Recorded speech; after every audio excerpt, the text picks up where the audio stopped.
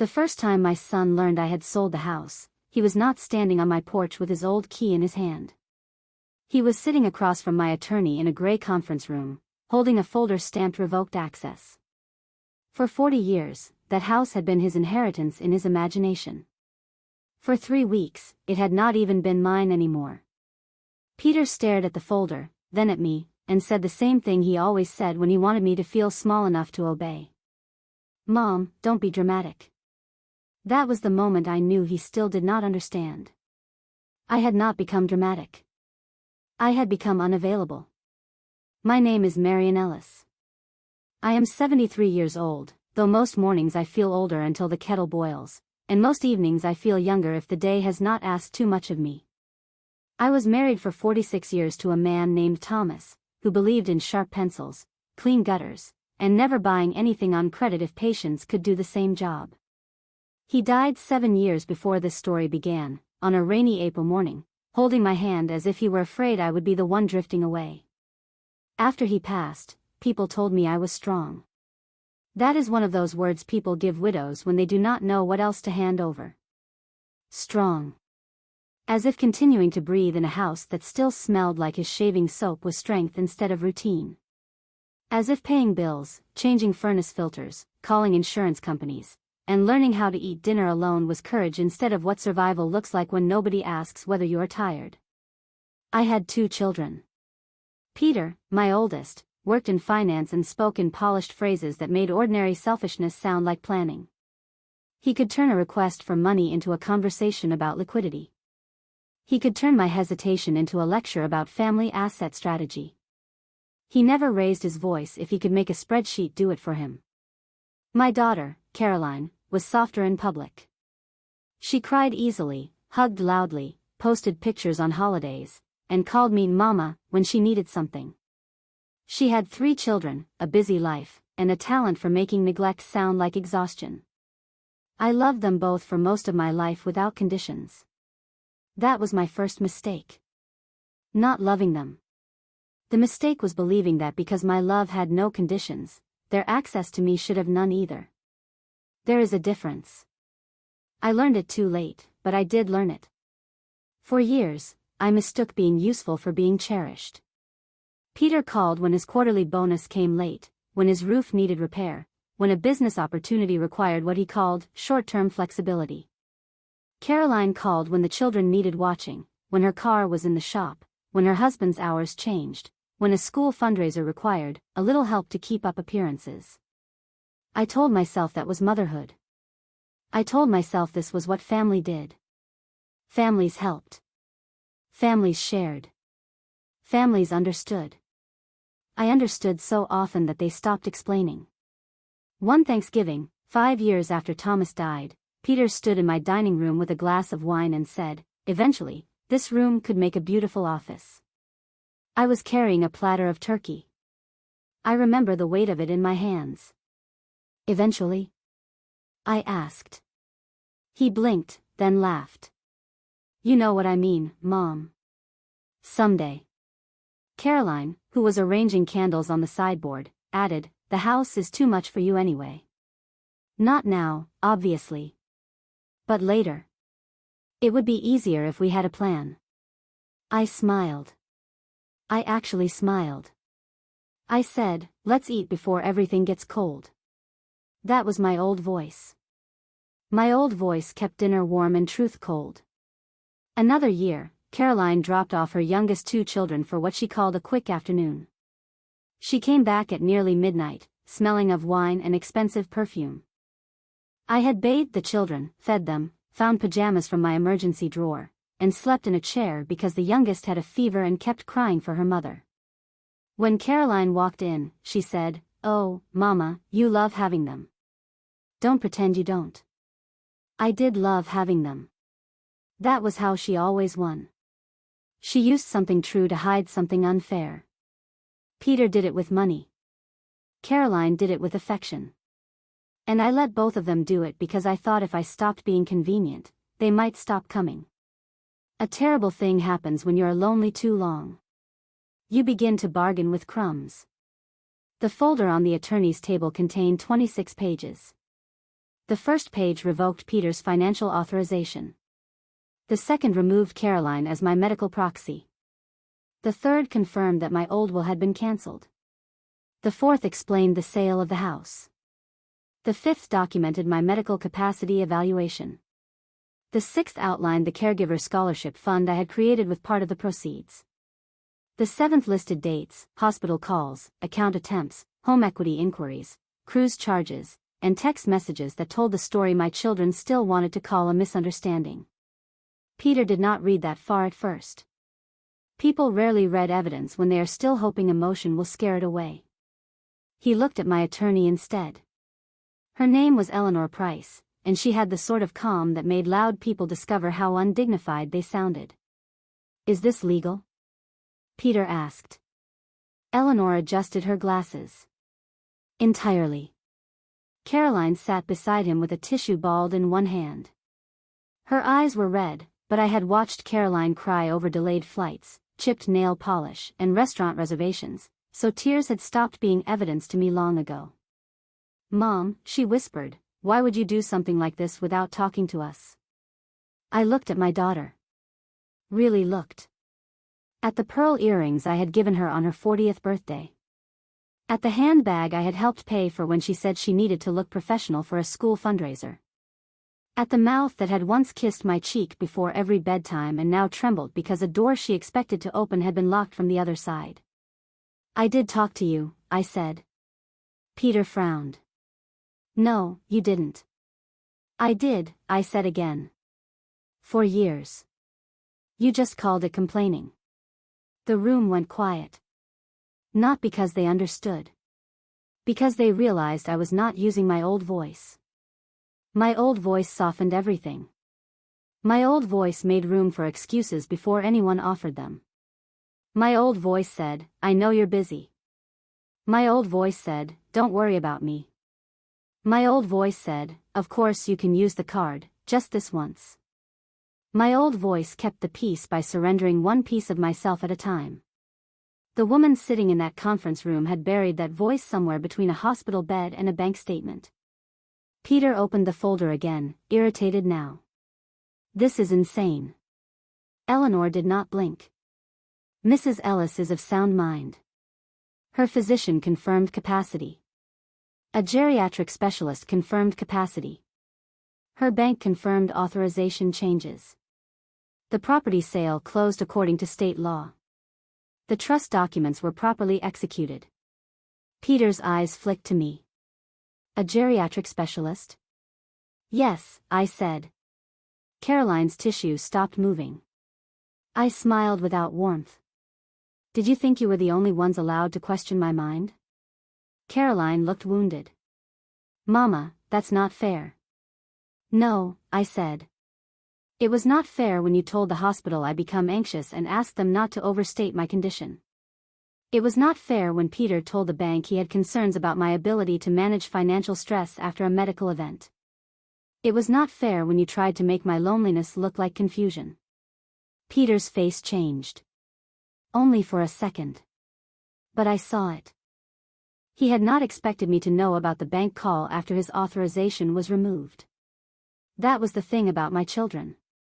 They forgot that I had spent my entire adult life managing details. The house. The bills. The medicine. The insurance. The school calendars.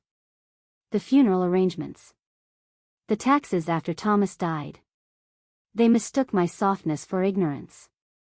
That was their mistake. And finally, it was not mine. The trouble began with my hand. Not dramatically. No collapse in a supermarket. No movie scene. Just a coffee mug slipping from my fingers on a Tuesday morning and shattering against the kitchen tile. I remember staring at the pieces longer than I should have. My right hand tingled. My tongue felt too large for my mouth. I tried to say Thomas's name, which made no sense because Thomas had been dead for 7 years. Nothing came out properly. I knew enough to be afraid. Mrs. Bellamy from 2 doors down found me after I failed to answer the phone for our usual Tuesday library ride. She used the spare key I had given her after Thomas died, the one my children said was unnecessary because family should have the real keys. Ruth Bellamy was 78, wore sensible shoes, and had the moral authority of a woman who had raised 4 boys and outlived 2 husbands. She called 911 before I could convince her I was fine. I was not fine. The doctors called it a transient ischemic attack. A warning stroke, one of them said, as if the body had sent a certified letter. For several hours, my words came slowly. My right hand shook. My heart rhythm misbehaved enough that they kept me for observation. They did scans, blood work, swallow tests, more scans, more blood work, and then spoke to me in careful tones about luck. "You were very lucky, Mrs. Ellis." I have learned that hospitals use the word lucky when they mean it could have been worse. They do not always understand that loneliness can make, not worse, feel like a technicality. They asked for emergency contacts. I gave them Peter. Then Caroline. Then, after a pause, Ruth Bellamy. I remember feeling embarrassed when I gave Ruth's number. Not because I did not trust her. Because some part of me still believed needing a neighbor after raising 2 children meant I had failed at family. The first night, I made excuses. Peter was in quarterly meetings. Caroline was probably managing school schedules. My grandchildren had homework. Phones die. Messages get missed. People are busy. Busy is the blanket mothers pull over cold truths. By the second day, the blanket was not warm enough. No call. No text. No voicemail. No flowers. No, Mom, we're coming. No, Mom, what happened? No, Mom, are you scared? I told myself not to be needy.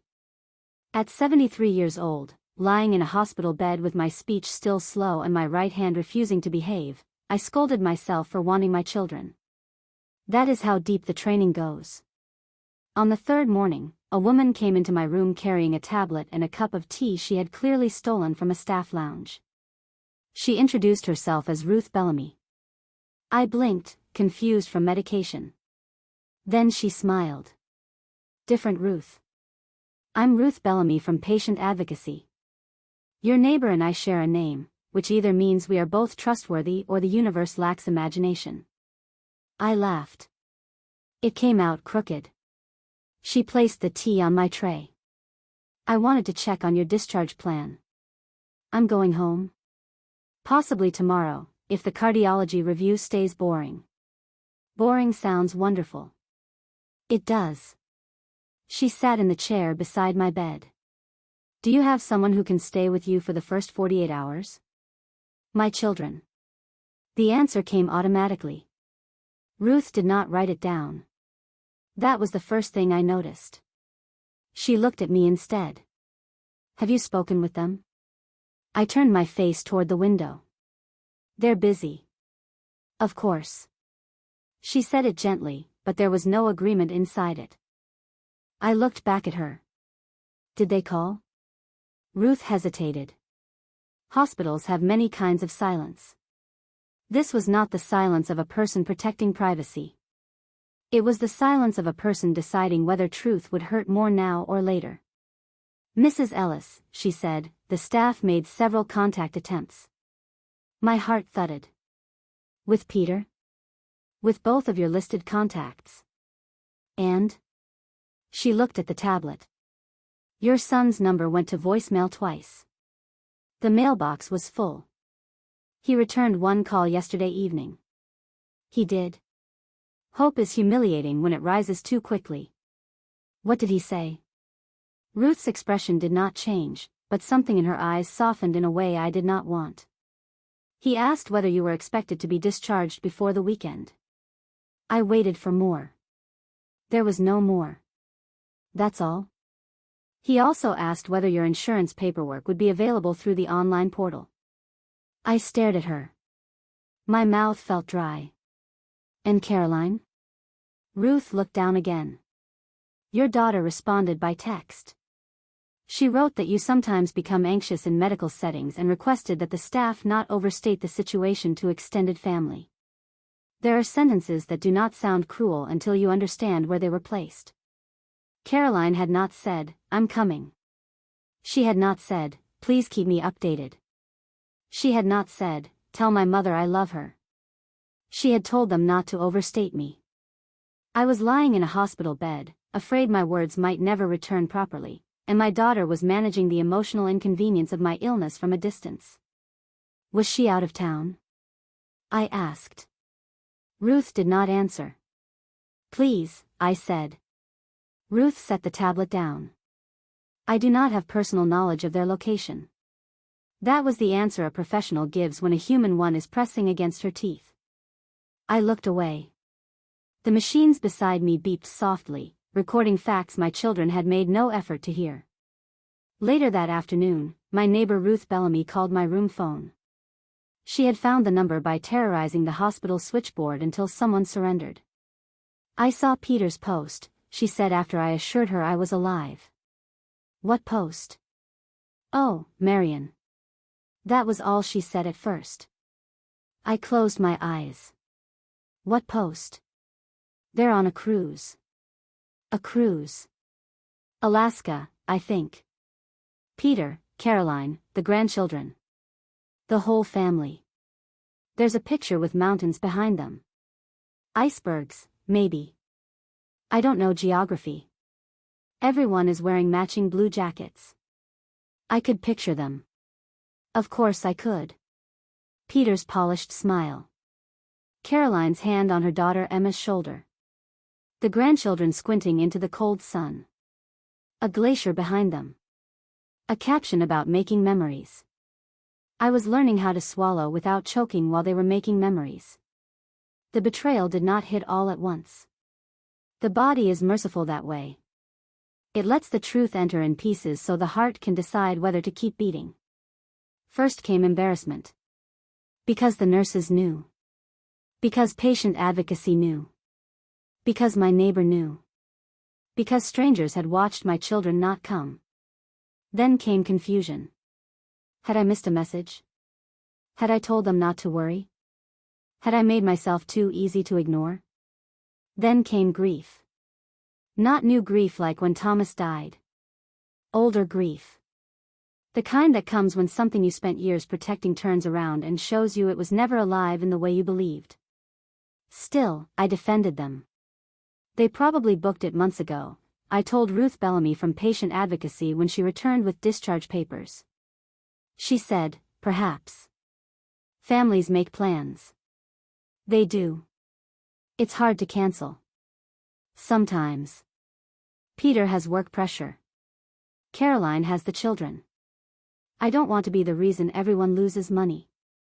Ruth set the discharge folder on my tray. "Mrs. Ellis, may I say something that is not medical?" I looked at her. "Yes. Being loved is not an inconvenience to apologize for." I turned my face toward the window and cried so quietly that even I could pretend it was only my nose running. The hospital released me on Friday afternoon. Ruth Bellamy from Patient Advocacy tried Peter again from my room. Voicemail full. She tried Caroline. No answer. She tried Caroline again. Text response. "Can't talk right now. Please send summary." Ruth looked at me. I smiled because that is what women of my generation do when we are being humiliated in public. "It's fine," I said. "It is not," she said. I signed the discharge papers with my left hand because my right would not stop trembling. Ruth arranged a medical transport van through a local volunteer service. My neighbor Ruth met me at the house with soup, clean sheets, and a face so carefully cheerful it nearly broke me. She had gathered the newspapers from the porch. She had watered the porch ferns. She had placed my mail in 3 neat stacks on the kitchen table. "I didn't open anything," she said. "But there's one from First Harbor Bank marked urgent." I looked at the envelope. My stomach tightened. "I'll handle it." "You should rest." "I will." "You say that like someone who won't." "I learned from you." She stayed long enough to help me into my chair. Then she left because she understood something my children had forgotten. Help is not the same as taking over. For a while, I sat in the quiet house. Thomas's chair across from mine. The grandfather clock ticking in the hallway. The faint smell of lemon oil from the table Ruth had wiped down. The house did not feel abandoned exactly. It felt like it had been holding its breath. I opened the bank envelope with my left hand. Inside was a fraud alert. A charge on my card had been flagged. Not because it was too large, although it was. Because the card had been used in Alaska while my debit card had also been used locally for a pharmacy copay the day before. First Harbor wanted me to verify activity. The flagged charge was from a cruise line gift shop. $843. The line below it was not flagged. It should have been. $1,480, Glacier View cabin upgrade. 2 days earlier. The day I failed my swallow test. I stared at the paper until the numbers blurred. Then I opened the next statement. Shore excursion.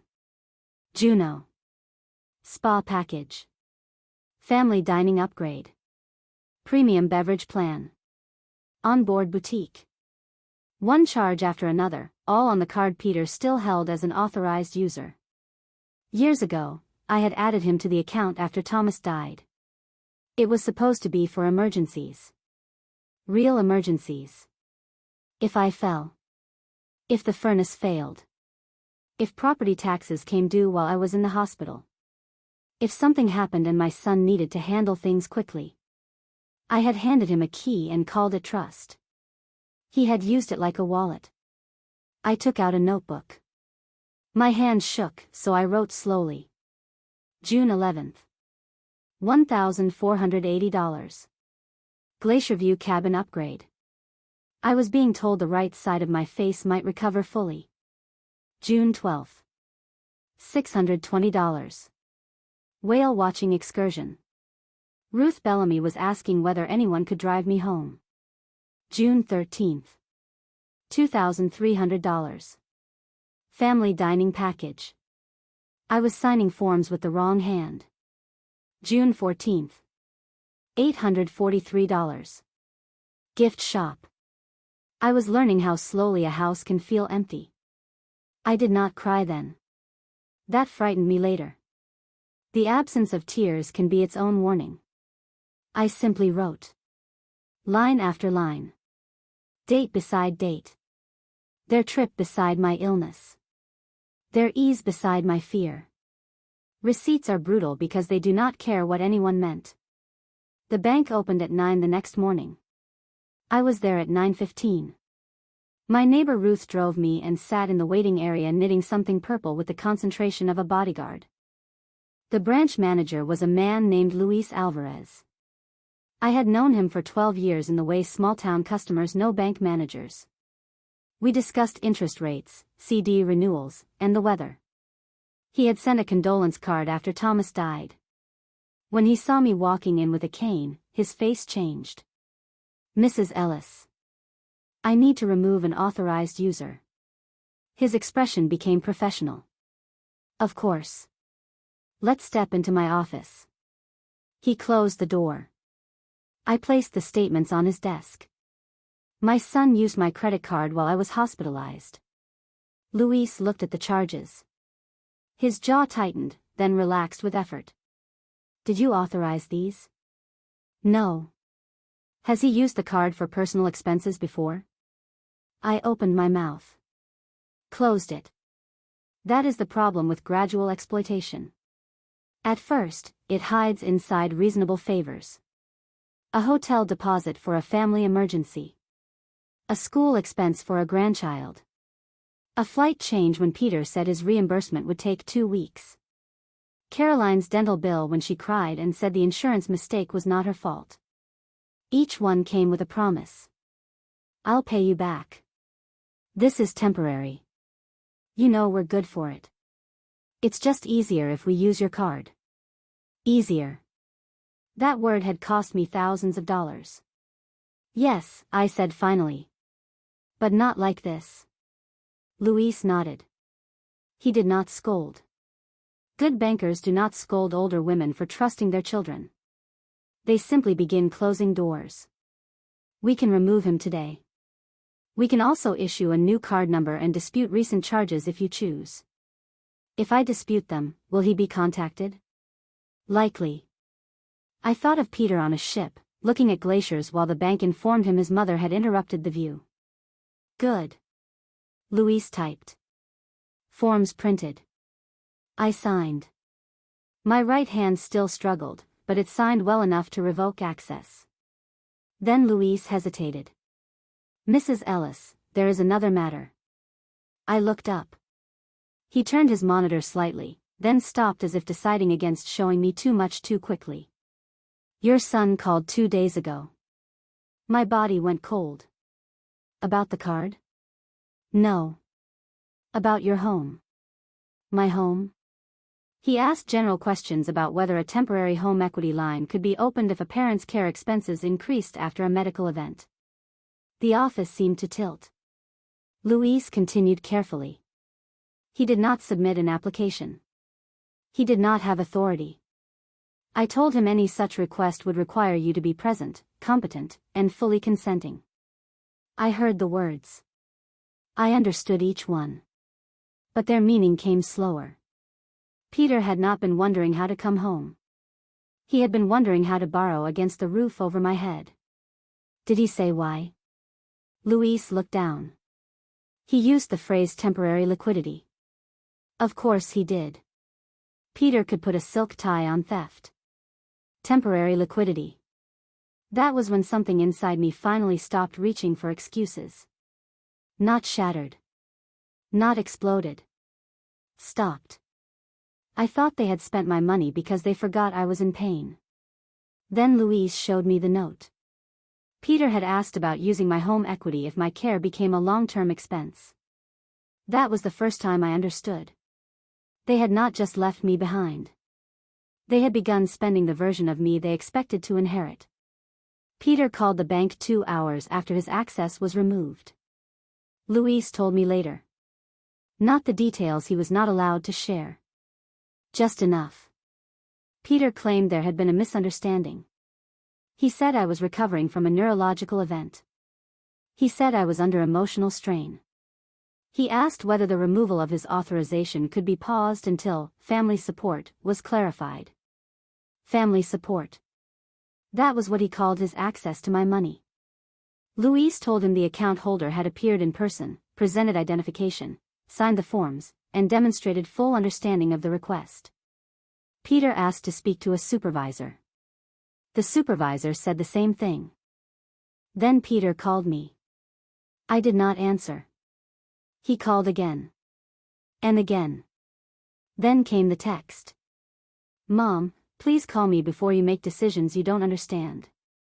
I read it at the kitchen table with Ruth Bellamy sitting across from me. She asked what it said. I handed her the phone. She read it, snorted, and said, he means before you make decisions he doesn't control.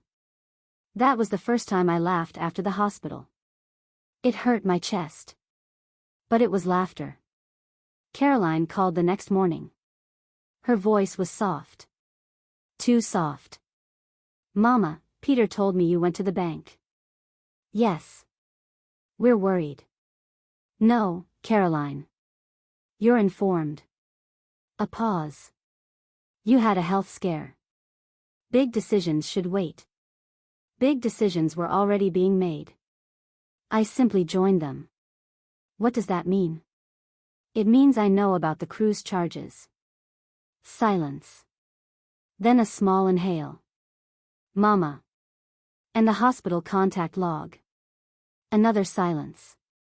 And Peter's home equity question. This time, she cried. Not loudly. Not yet. Oh, Mama. You're misunderstanding everything. There it was. The second tool. If Peter could not control the documents, Caroline would try to control the meaning. I'm not misunderstanding a charge statement. You don't know how expensive things have been for us. I was in the hospital. I know, but we had already paid for the trip, and the kids were so excited, and Peter said it would be worse to panic everyone when the doctors said you were stable. Did Peter also tell you not to call me? No. Then why didn't you? She began crying harder. I thought you needed rest. That is what you told Emma? The crying stopped. Only for a second. But mothers hear everything. What? Did you tell Emma I needed rest? She was worried. Was she? Of course she was. Did she ask to call? Mama, I'm not going to have you interrogate me when you're upset. I am upset because I am finally asking questions. Caroline's voice sharpened. You are not yourself right now. That line entered the room and sat down. There it was. The accusation in its cleanest dress. Not yourself. Meaning inconvenient. Meaning no longer easy. Meaning the mother I knew would have forgiven this by now. I am more myself than I have been in years, I said. Then I hung up. My hands shook afterward. Ruth reached across the table and covered them with hers. Good, she said. Good. If your hands don't shake, you might start thinking this is easy. It isn't easy. It's just necessary. When I came home from the bank, I did not sit in Thomas's chair. I went upstairs. Slowly. One hand on the banister. Past the wall of family photographs. Peter in his graduation gown. Caroline missing her 2 front teeth. Emma as a toddler sitting in my lap.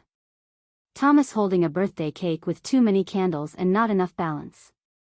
The pictures watched me climb like witnesses who had kept silent for years. In the bedroom closet, behind winter blankets and the sewing machine I no longer used, there was a cedar box. Thomas had bought it in Vermont the year Peter was born. It smelled faintly of wood and old paper no matter how many decades passed. Inside were things he considered important. The original deed. Insurance policies. His Navy discharge papers. A photograph of us on our honeymoon. A key to our first apartment, though that building had been torn down 30 years ago. And an envelope with my name on it. Marian. I knew the envelope existed. I had never opened it.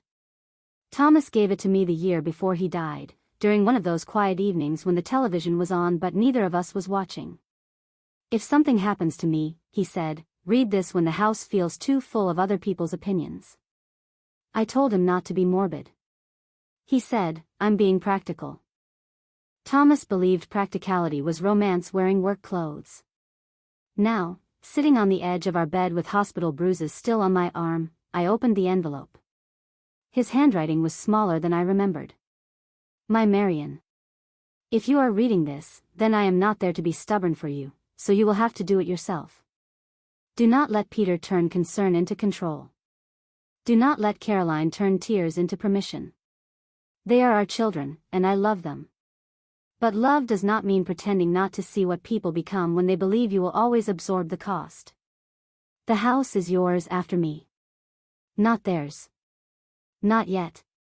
Maybe not ever, if they forget what home is supposed to mean.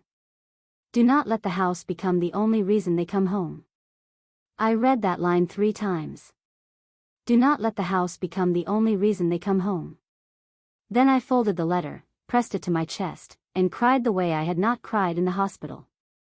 Not quietly. Not politely. I cried like a woman whose dead husband had reached across 7 years and touched the exact wound everyone else pretended not to see.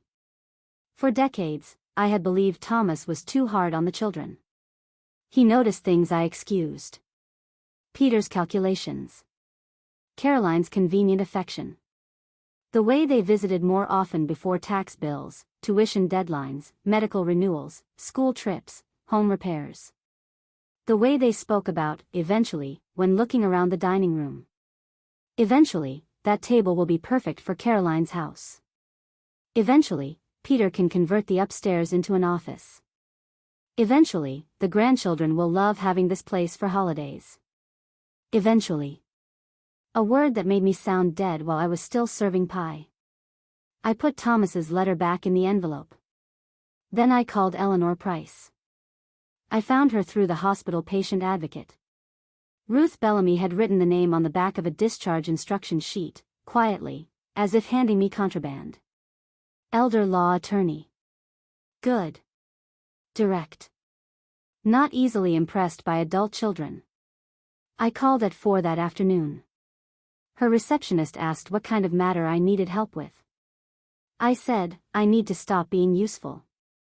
There was a pause. Then the receptionist said, I'll see if Miss Price has an opening tomorrow. Eleanor had an opening at 10. Her office was in a converted brick house near the courthouse. No marble. No glass wall. No receptionist who looked like she judged shoes. Just bookshelves, a coffee machine, and a framed print that said, capacity is not the same thing as compliance. I liked her before she entered the room. She was in her early 60s, tall, silver-haired, with a voice like a clean table. She listened. That was her first talent. Not waiting to speak. Listening. I told her about the hospital. The contact logs. The cruise charges. The bank authorization. Peter's call about home equity. Caroline's text to the hospital. Thomas's letter. The downsizing file Peter had once brought. The Thanksgiving comments. The years of little withdrawals that had taught my children I could be overdrawn and still smile. By the time I finished, my throat hurt. Eleanor leaned back. Mrs. Ellis, do you want comfort first or options first? I thought about that. Options. She nodded once. Good. Comfort without options keeps people trapped. She opened a legal pad. You have several issues. Financial authorization. Medical decision-making authority. Estate planning. Property protection. Possible elder financial exploitation. Family pressure. And, most urgently, physical access to your home. They have keys. Do you want them to? The question should have been easy. It was not. Keys are emotional objects. A key says, I trust you to enter when I am not there. A key says, you belong here. A key says, in an emergency, come in. But what is an emergency to people who see you as the backup plan? No, I said. My voice shook. Eleanor wrote it down as if it were not a tragedy. As if it were simply an instruction. We start there. Then she surprised me. We also document capacity. I looked at her. You think I need that? I think your children will say you don't understand what you're doing.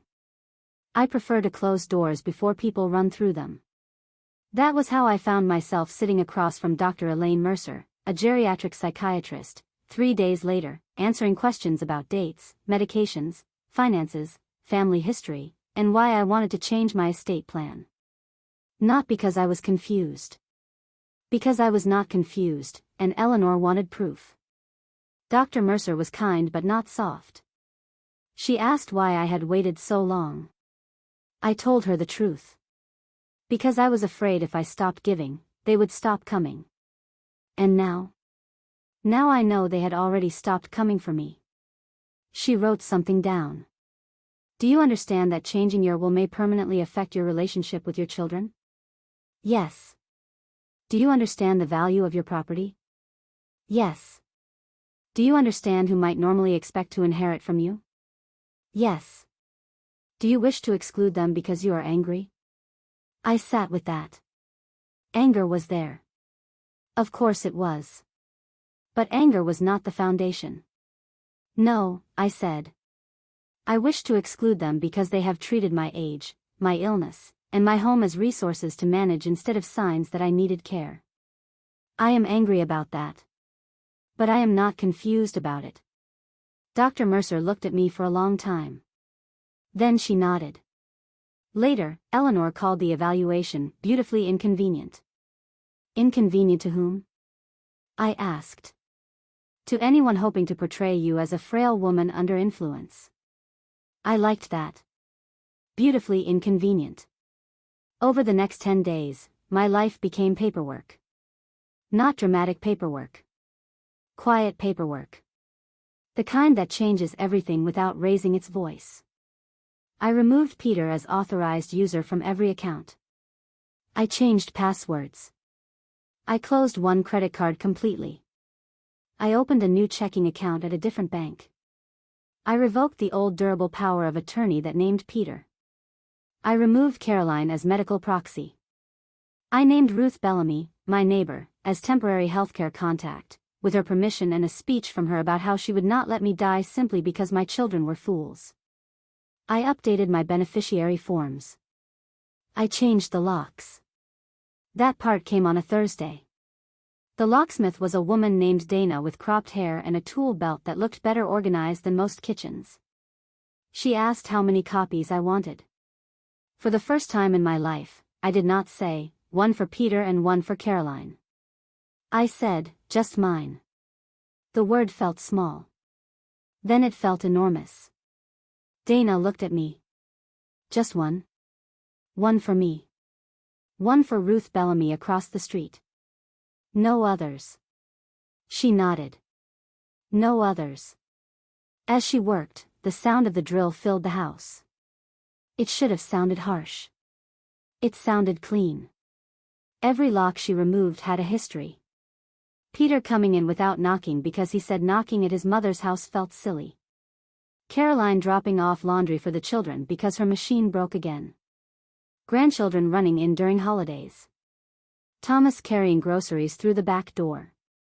Me standing in the hallway after he died, listening for footsteps that would never come again.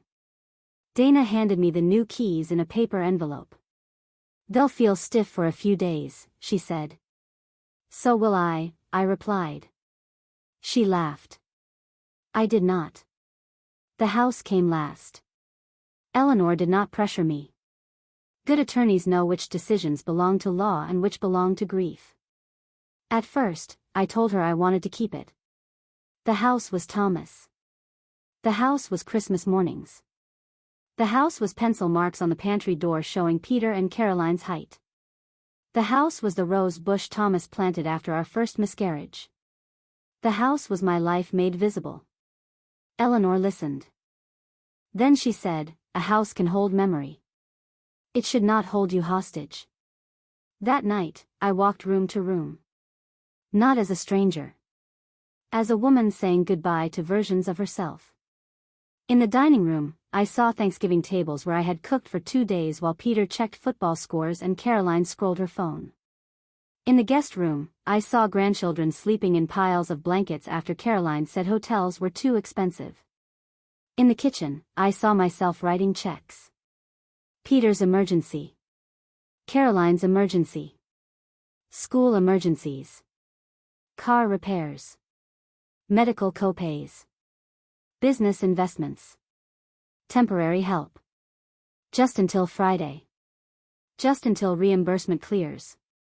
Just until things settle down. Things never settled down. They simply learned where I kept the checkbook. In Thomas's old study, I found the file Peter had left months earlier. I had forgotten about it.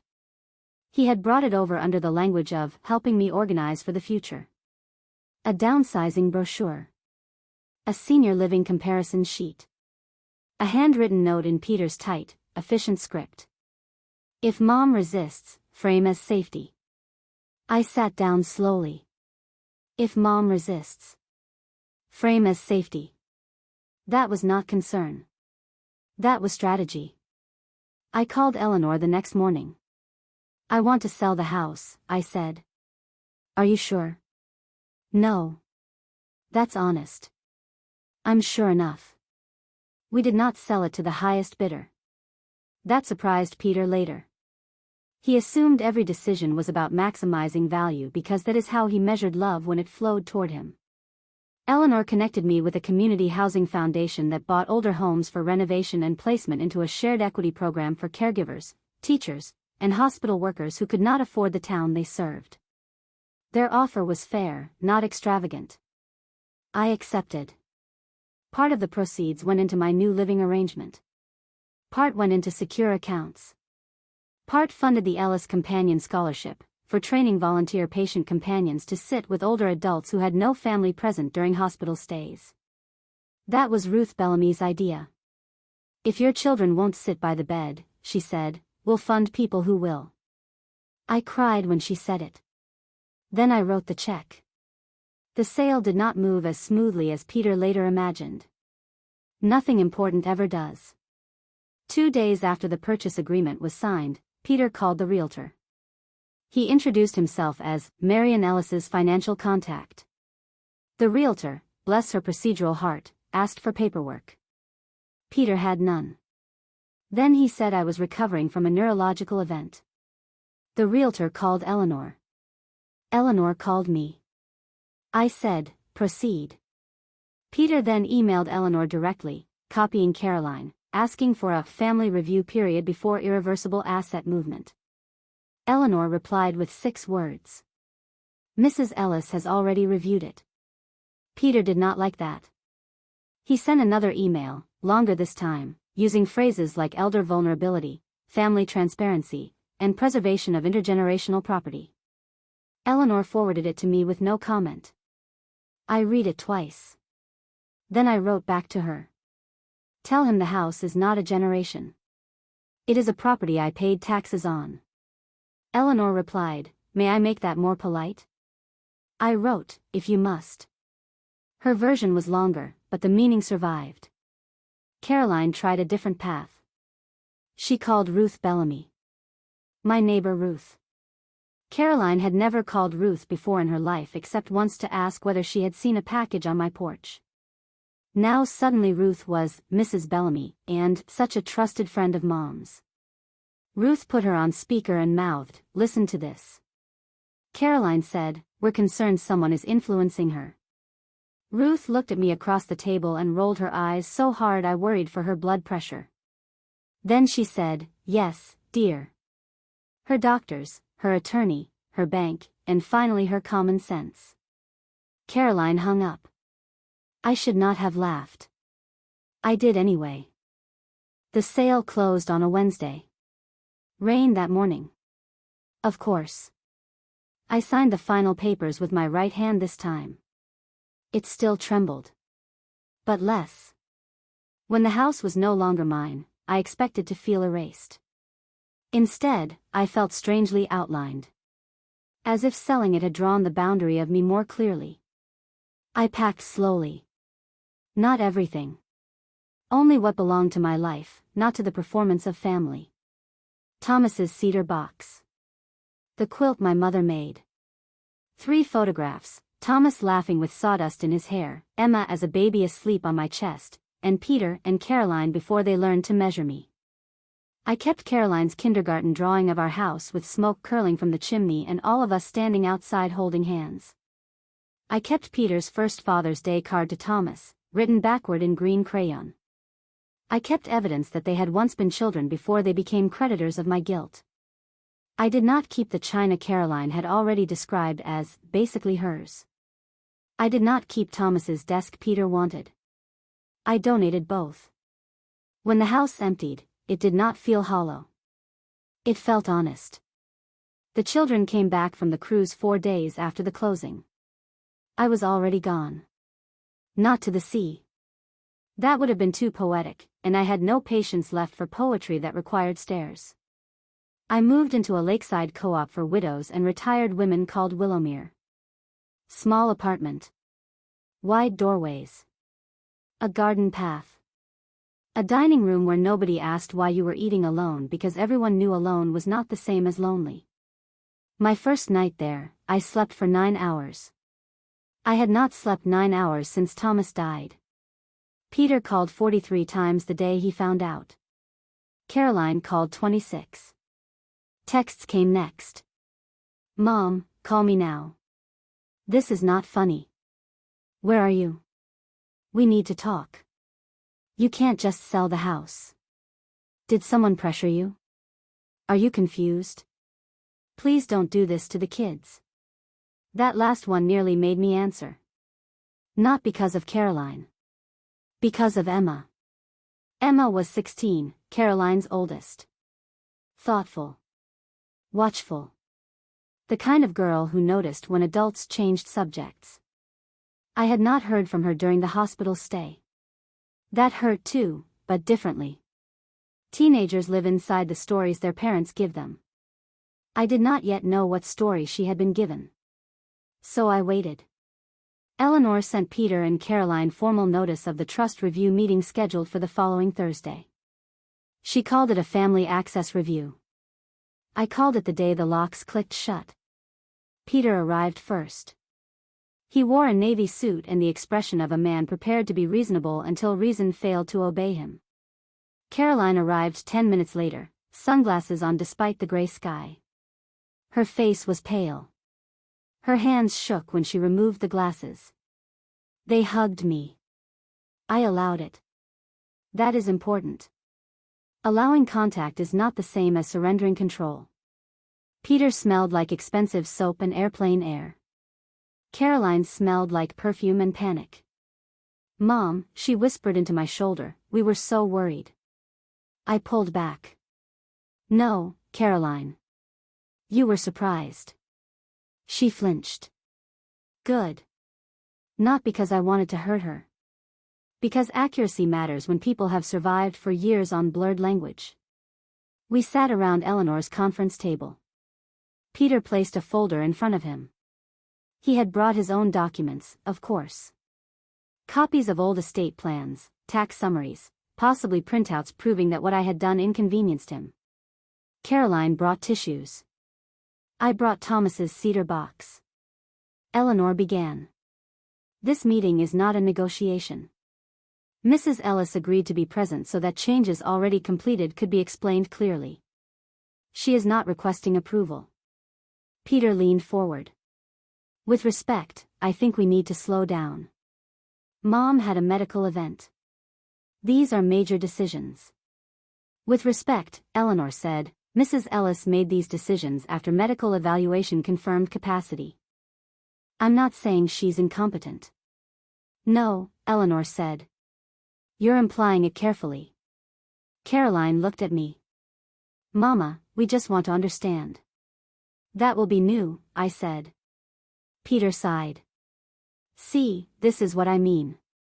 You're angry, and you're making permanent decisions because you were lonely for a few days." There it was. The sentence that proved he had learned nothing.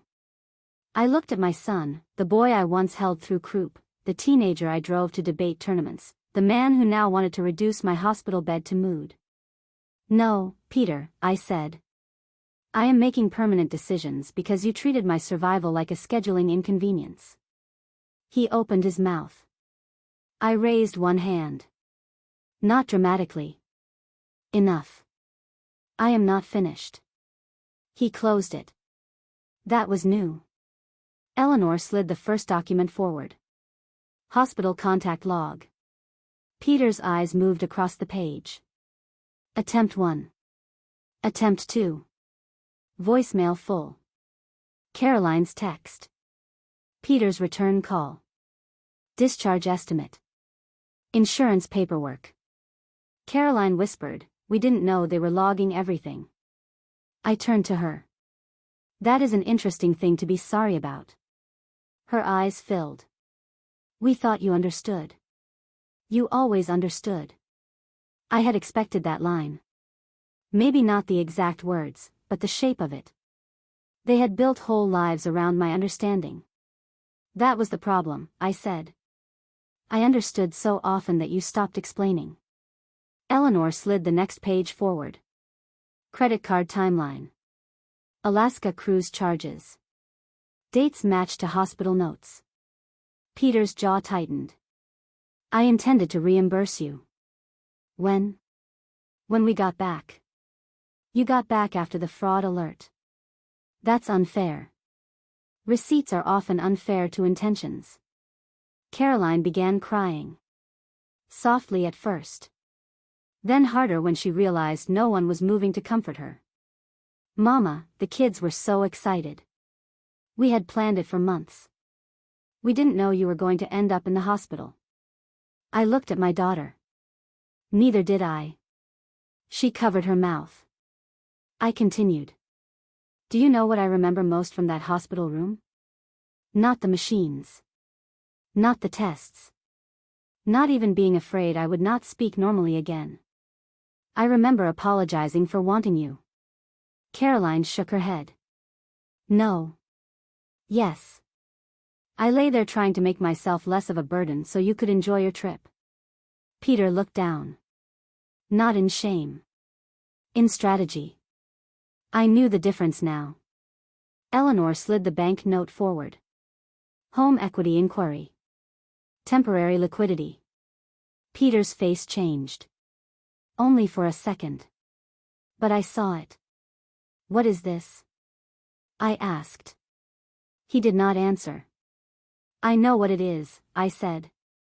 I am asking whether you have the courage to say it in front of me. Mom, I was asking general questions. About borrowing against my home while I was still in the hospital. In case your care became expensive. My care. You know what I mean. Yes, I said. That is the trouble. I finally do. He leaned back. This is being twisted. I was trying to plan responsibly. For whom? For the family. There it was. Family. The word they reached for whenever ownership became too ugly to say plainly. Eleanor slid forward the next page. The email Peter sent after I removed him from my accounts. Mom may be acting from fear and confusion after her medical event.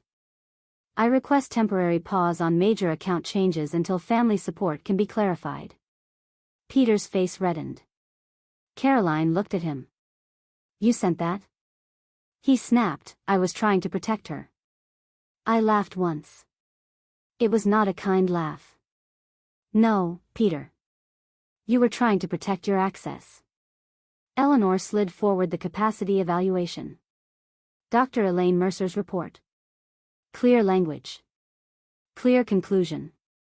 Marian Ellis understands her assets, her family relationships, the consequences of her decisions, and the nature of the documents she executed.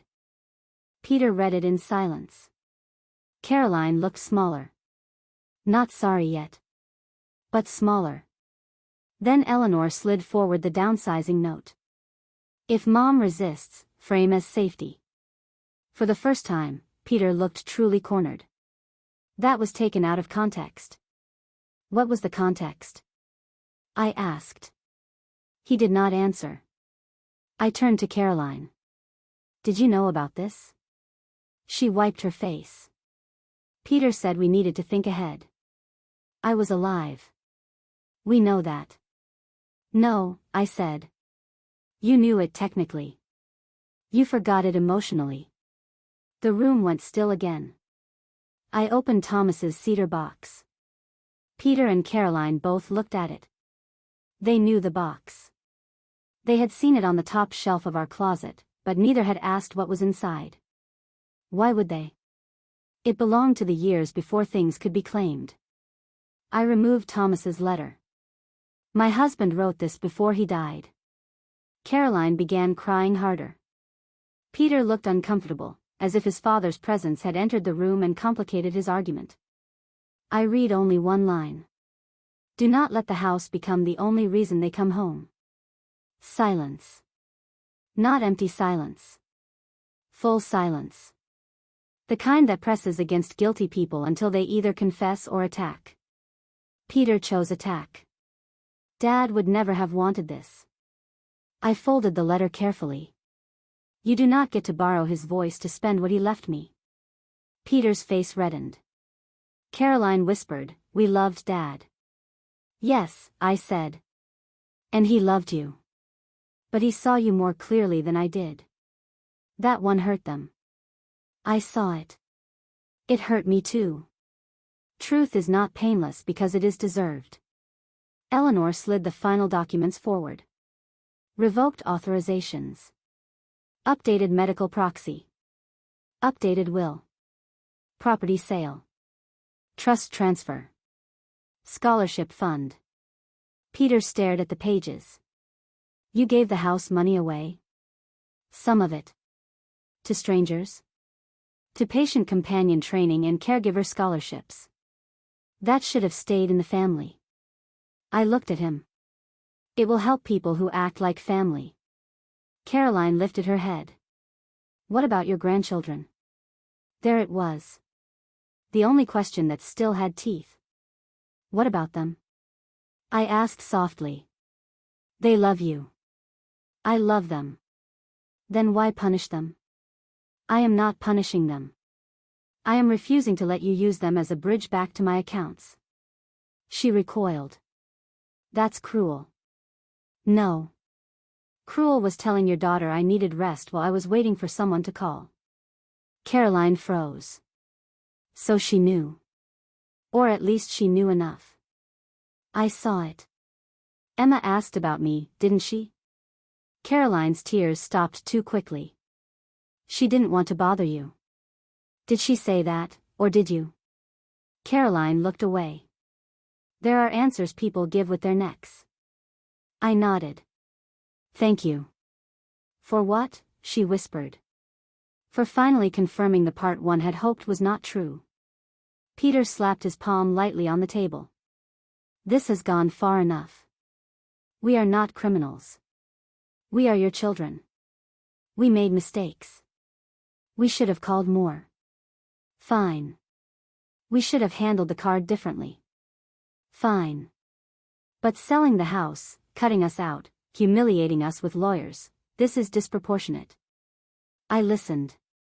Not because he deserved it. Because the final lie often reveals the oldest wound. When he finished, I said, Peter, do you know what you just apologized for? He looked irritated. I just said. You apologized for calling more. You apologized for the card. You did not apologize for asking about my home equity. You did not apologize for leaving me without a discharge ride. You did not apologize for using my illness as an administrative problem. You did not apologize for trying to make my capacity questionable after I removed your access. His mouth tightened. You always make things emotional. No, I said. You always make emotional things financial. That quieted him. Caroline sobbed once. A real sob this time. Maybe. I could no longer afford to sort them. I leaned forward. For years, I thought being needed meant being loved. I thought if I kept the house open, if I kept the cards active, if I kept the guest rooms ready, if I said yes often enough, one day you would come home for me and not for what I could provide. My voice trembled. I let it. Strength does not require a steady voice. But in that hospital room, I finally understood. You were not coming. Not because you were busy. Not because you were confused. Not because I failed to communicate. You were not coming because I had trained you to believe I would survive your absence and still leave the door unlocked. No one spoke. Even Eleanor looked down. I said the line I had carried into the room like a stone in my pocket. I stopped being the emergency fund you called mother. Caroline covered her face. Peter stared at me as if I had spoken a language he did not believe I knew. Maybe I had. Boundaries sound foreign to people who benefited from your silence. The meeting ended without hugs. That was not planned. It simply became true. Peter gathered his papers with stiff movements. Caroline remained seated until Eleanor gently told her the conference room was needed. At the door, Peter turned back. This isn't over. I looked at him. Yes, I said. It is. That is why it feels unfamiliar. He left. Caroline lingered. For a second, I saw my little girl. The one with frosting on her chin. The one who cried when a bird hit the kitchen window. The one who used to sleep with her hand under my pillow after thunderstorms. Mama, she said. I almost broke. Not because I believed her. Because my body remembered when that word meant love. What do I tell Emma? She whispered. I held Thomas's cedar box against my chest. The truth, if you can manage it. She flinched, then left. The week after the meeting, I received a letter. Not from Peter. Not from Caroline. From Emma. It arrived at Willowmere in a pale blue envelope, my new address written in careful handwriting. Caroline must have given it to her, or perhaps Emma found it another way. 16-year-old girls have ways of finding what adults hide. Dear Grandma. Mom said you needed space and that we should not upset you while you were recovering. I believed her because I thought grown-ups knew more than me. I saw the cruise pictures again and checked the dates. I am sorry I did not ask harder. I do not know what happened with the money or the house. Mom and Uncle Peter are saying things I don't fully believe.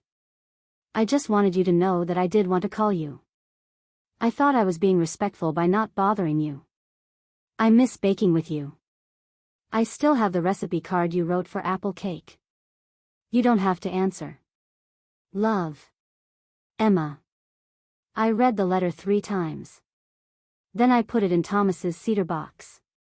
Not because I did not care. Because care is not the same as rushing. The old Marian would have called immediately. She would have soothed the child, excused the mother, reopened a door before checking who else planned to walk through it. The new Marian sat with the letter. Cried over it. Prayed over it, though my prayers had become less formal with age.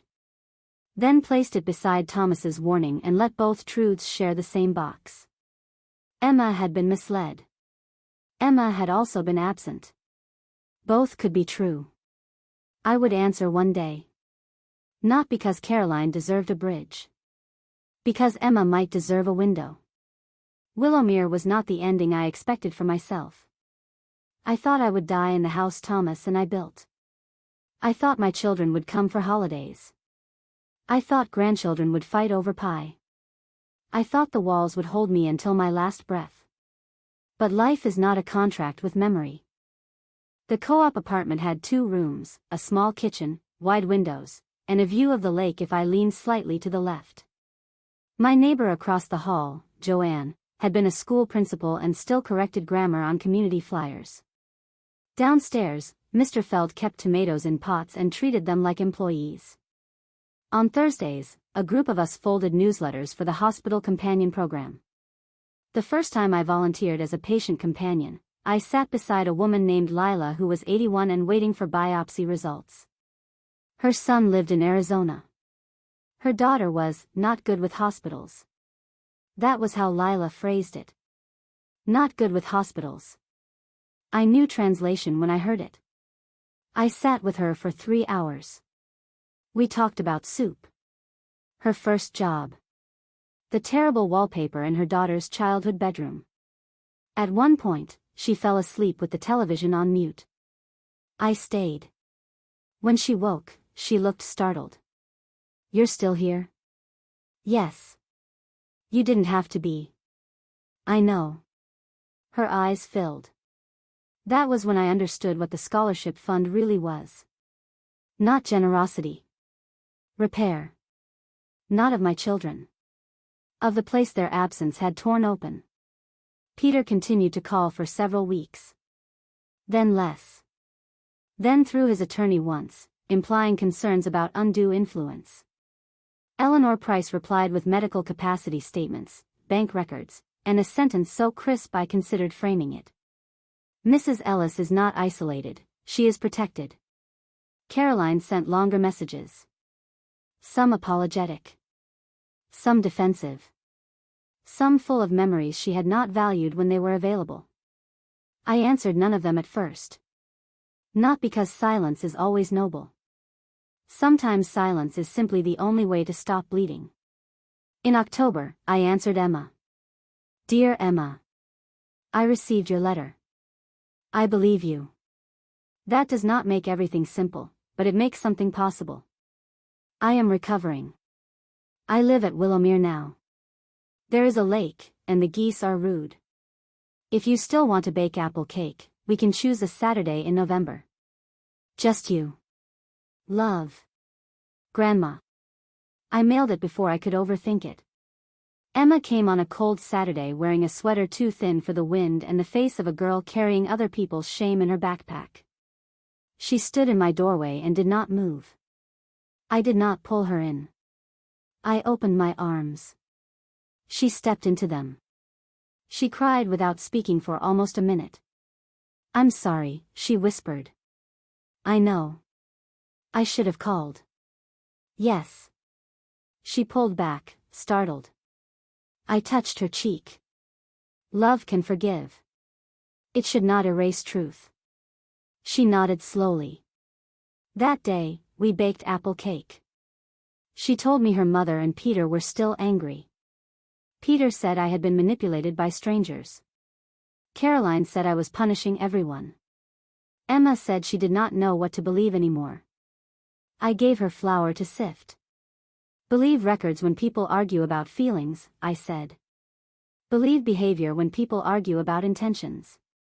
She wrote that down on the back of the recipe card. That made me laugh. The laugh surprised us both. It had been a long time since laughter entered my body without asking permission first. I did not rebuild the whole family. That is important. People expect old women to soften everything into reunion before the credits roll. They expect illness to make us forgiving, age to make us grateful for crumbs, motherhood to make boundaries temporary. No. I did not invite Peter back. I did not give Caroline a key. I did not change my will. I did not restore authorizations. I did not let Thanksgiving become a stage for apologies made in front of witnesses. I met Emma once a month. Then twice. Sometimes we baked. Sometimes we walked by the lake. Sometimes she asked questions that hurt. "Did you stop loving Mom?" "No." "Do you think she loves you?" "I think she loves the version of me that made her life easier." "Is that still love?" I watched the geese cutting across the water. "It is a kind of love. Not the kind you can live on." She thought about that for a long time. Peter sent a letter the following spring. Typed. Of course. 3 pages. He apologized for misjudgments during a stressful period. He acknowledged poor communication. He described the crew's expenses as inappropriate. He did not mention the home equity inquiry until page 3, where he called it a hypothetical planning question taken out of context. I placed the letter in a drawer. Not Thomas's cedar box. Not everything deserved cedar. Caroline called on my birthday. I answered. Not because I was ready. Because I wanted to know whether my heart would still obey her voice. "Happy birthday, Mama," she said. "Thank you. I miss you. I believe you. Can we come see you?" "We?" "Me. Peter. The kids. We thought maybe lunch." "No." Silence. Then, softer, "Just me?" "Not yet." She began to cry. I looked out at the lake. The water was gray under a low sky. "I don't know how to fix this," she said. That was the first honest sentence she had given me. Start by not trying to fix what you broke in front of an audience. "I don't understand." "Yes," I said. "That has been the problem." I hung up gently. Not angrily. The old me would have stayed on the line until her tears stopped. The new me let her learn what it felt like to hold them herself. Summer came. My right hand improved but never fully returned to what it was. I dropped spoons sometimes. My handwriting changed. I kept a cane by the door and used it when the day required humility. I became known at Willowmere as the woman who always had lemon cookies and never lent money. That reputation pleased me. Ruth Bellamy, my neighbor from the old street, visited often. She approved of Willowmere after inspecting the locks, the laundry room, the emergency pull cords, and the general moral tone of the dining room. "This place will do," she declared. High praise. Eleanor Price came to the scholarship fund's first small ceremony at the hospital. 3 volunteers received training grants. 1 was a retired bus driver. 1 was a college student studying social work. 1 was a widower who said he wanted to sit with people because nobody had sat with his wife. I spoke for 3 minutes. I had prepared 5 pages. Then I looked at the small room, at the volunteers, at Ruth from patient advocacy, at Louise from the bank standing quietly near the back because I had invited him, at Emma seated in the second row holding a tissue. I folded my paper. When I was in this hospital, I said, I learned that an empty chair can be louder than any machine in the room. No one moved. I also learned that presence is not complicated. It is not perfect. It is not always family. Sometimes it is a neighbor. Sometimes it is a nurse. Sometimes it is a stranger trained to stay when staying is inconvenient. My voice shook. I let it. This fund exists because no one should have to measure their worth by who failed to come. Afterward, Emma hugged me. Ruth Bellamy from patient advocacy hugged me. Louise shook my hand and said, Thomas would be proud. That nearly undid me. That night, I opened the cedar box. Thomas's letter was on top. Emma's first letter beneath it. The old apartment key. The honeymoon photo. I added one thing. A copy of the scholarship ceremony program. Then I closed the lid. A cedar box can hold many kinds of proof. Not just betrayal. Also repair. I am not going to tell you that peace means never hurting. That would be a lie. There are still mornings when I wake from dreams where Peter is 6 years old again, standing in the kitchen with jam on his shirt, asking if I saw the bird outside. There are still afternoons when I remember Caroline at 10, sick with fever, her hand wrapped around my finger, whispering, "Don't leave." There are still nights when motherhood rises in me like a tide and I want to call them both, not because they have changed, but because memory is a dangerous negotiator. Then I read the hospital log. Not often. Only when nostalgia tries to rewrite evidence. Emergency contact attempt 1, no answer. Emergency contact attempt 2, voicemail full. Daughter, please don't overstate this. Son, asked for discharge estimate. Bank note, temporary liquidity. Thomas's letter, do not let the house become the only reason they come home. That is enough. People say forgiveness is freedom. Maybe. But so is accuracy. I have forgiven parts of them I understand. I have not restored access to parts of me they abused. That is the difference I wish I had learned earlier. A key is not love. It is only access.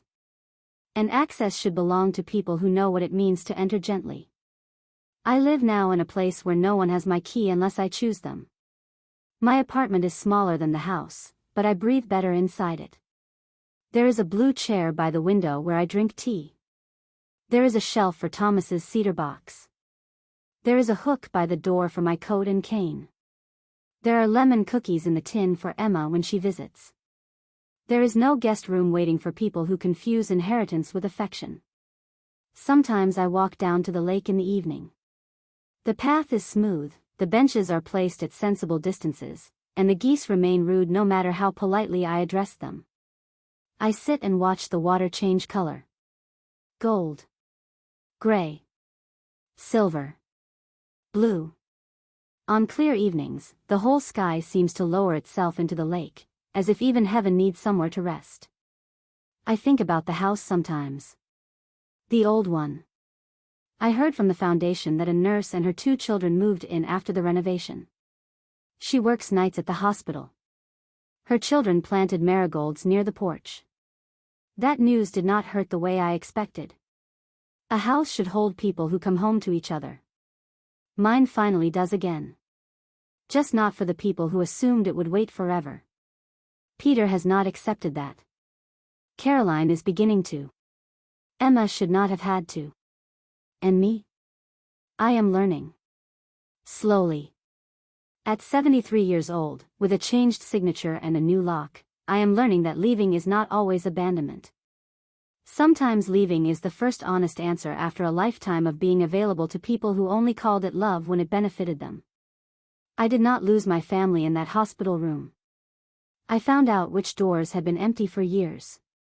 And this time, I kept the only key.